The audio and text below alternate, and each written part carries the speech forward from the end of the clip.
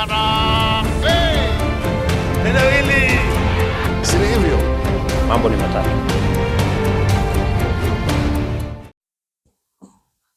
Ladies and gentlemen, good evening and welcome back to our channel once again. Raila Odinga and William Samoei Arap Ruto are clearly cornered, and the two are in panic mode because their game plan is not adding up. The entry of Fred Okengo Matiang'i is complicating the equation for William Ruto and his re-election bid for 2027. Earlier today, William Ruto met with the Gusii leaders. He tagged along Raila Odinga. The Gusii leaders were actually led by none other than Kisii Governor Simba Arati, who is also one of the ODM deputy party leaders. In this video, I want us to do a critical analysis about that particular meeting and the objectives which it was intended to achieve. You cannot keep a country in a permanent state of campaign. There will be no development.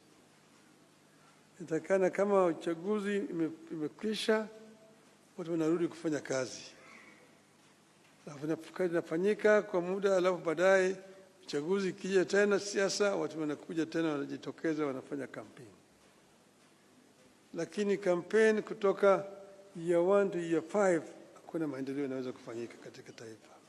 In the Constitution, it requires that the county government will work with the national government. There's no time. As just indicated earlier, my development allocation is only 1.9 billion.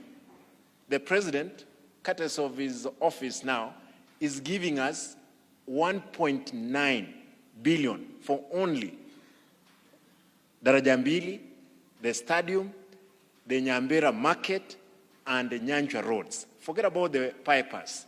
Alafu niambie, nikae, unajua Mheshimiwa Rais ile Nyabara alikuwa anasema ukikamua ng'ombe wakati mwingine wezi ichapa, unaipembeleza.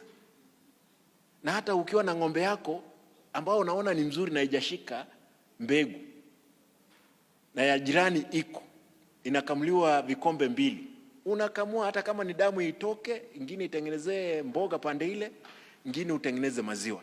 Na sisi kama jamii ya Gusii, na sisemi hivi, kila mtu anajua kwamba mimi ndio msemaji rasmi wa jamii ya Gusii.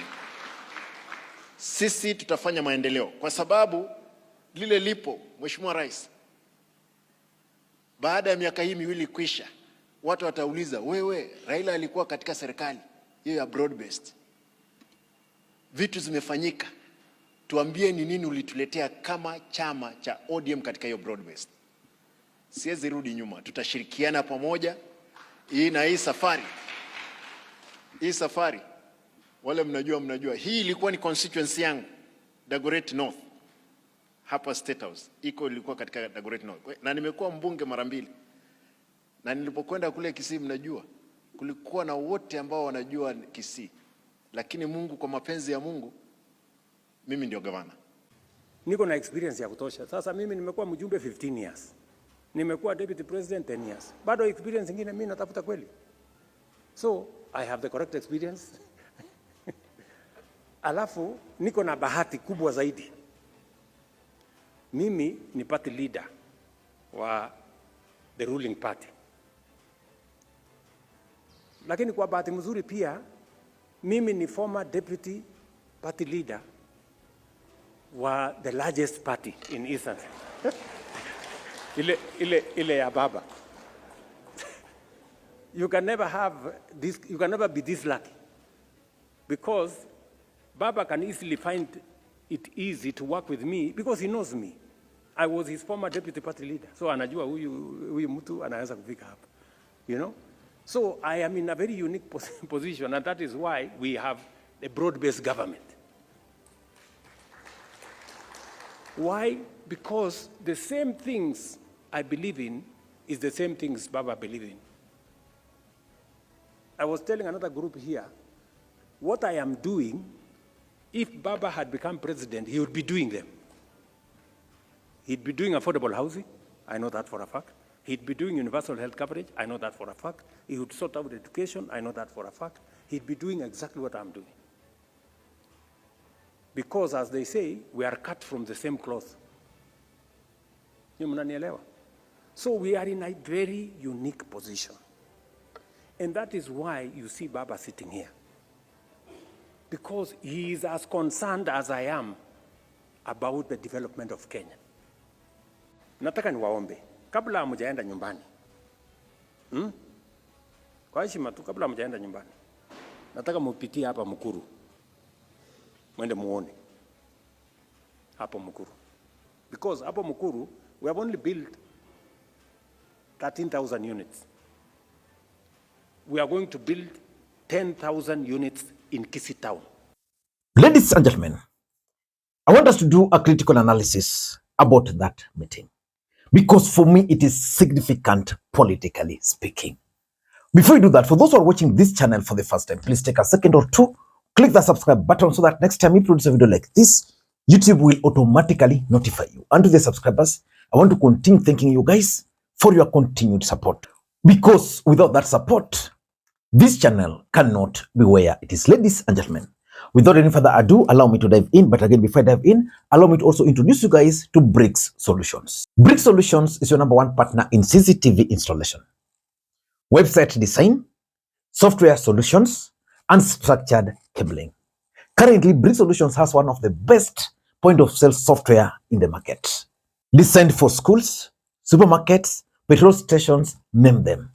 You can contact them using the numbers you are seeing on the screen there for live demonstrations. Ladies and gentlemen, why do I strongly believe that William Ruto and Raila Odinga are in panic mode?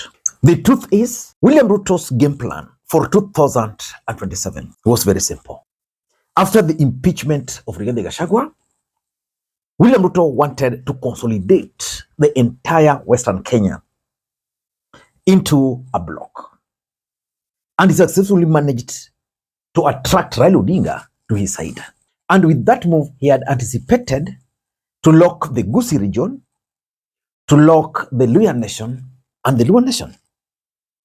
As things stand today, the Luo nation is leaning now towards William Ruto more. The Luhya nation is still divided. But the Gusii community, as a result of the entry of Matiang'i, are completely out of the equation for William Ruto. And that is something which is really worrying him. Because look at it critically. William Ruto got 47% of his total votes from the mountain. Mount Kenya is currently out of reach for William Ruto.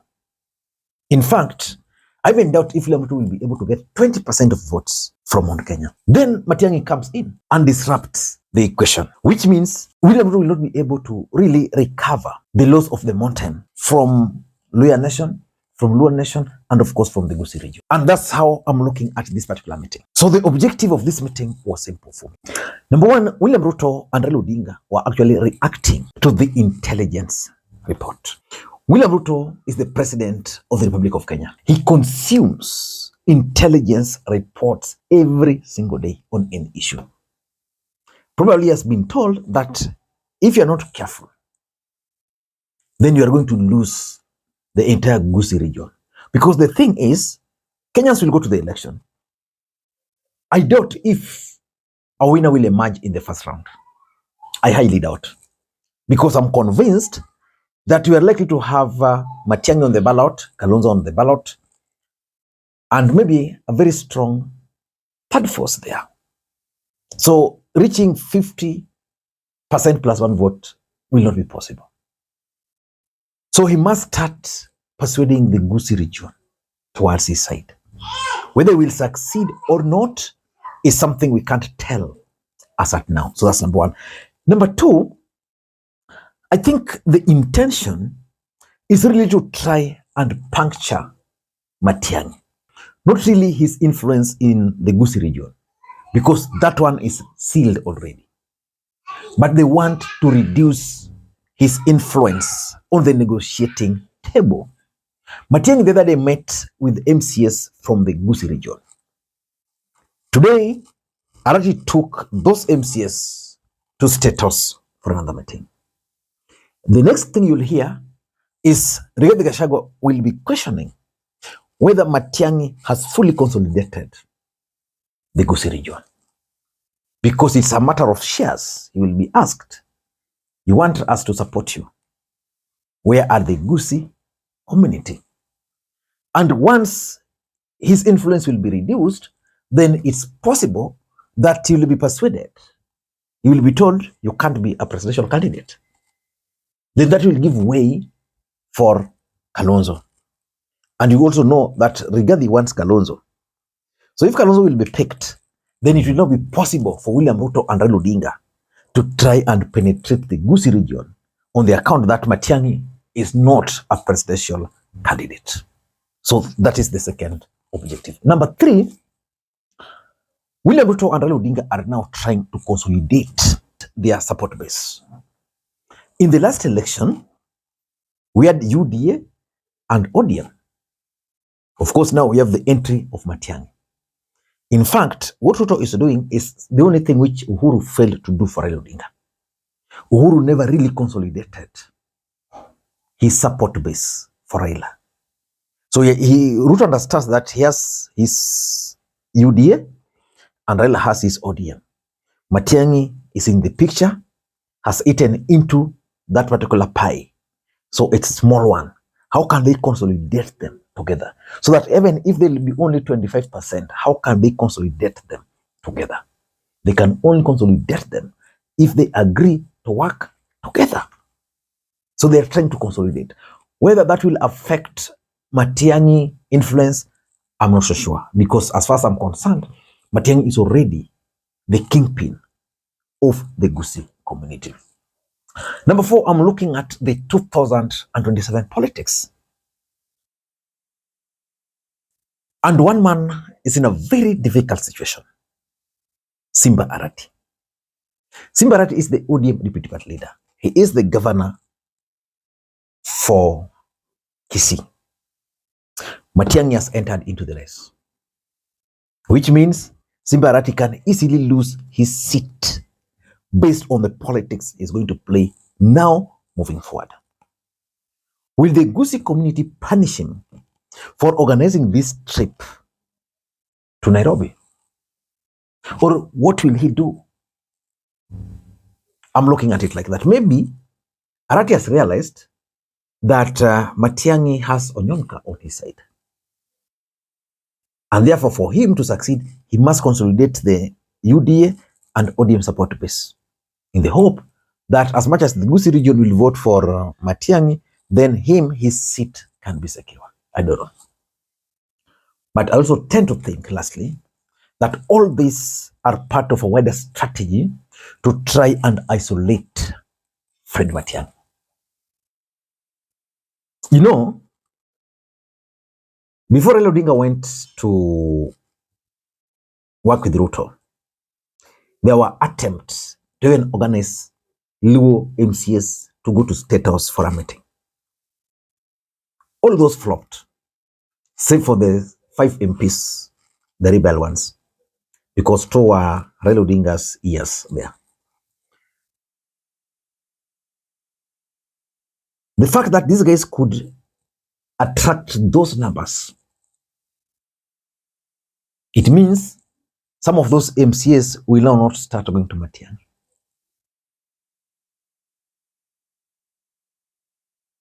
Matiang'i is being isolated.